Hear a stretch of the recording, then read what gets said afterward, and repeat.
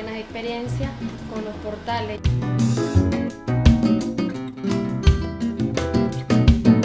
Creo que ha sido uno de los puntos muy importantes, ¿verdad?, que hemos recibido esta alcaldía.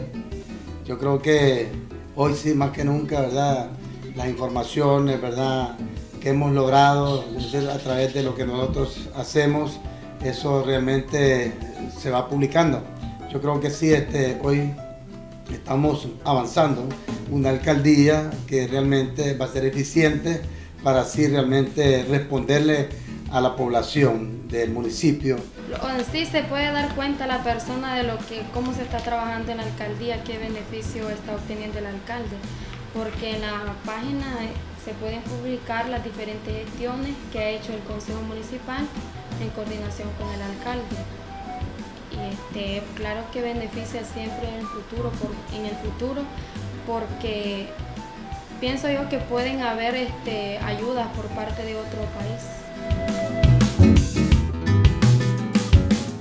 Visita www.elcoral.gov.nic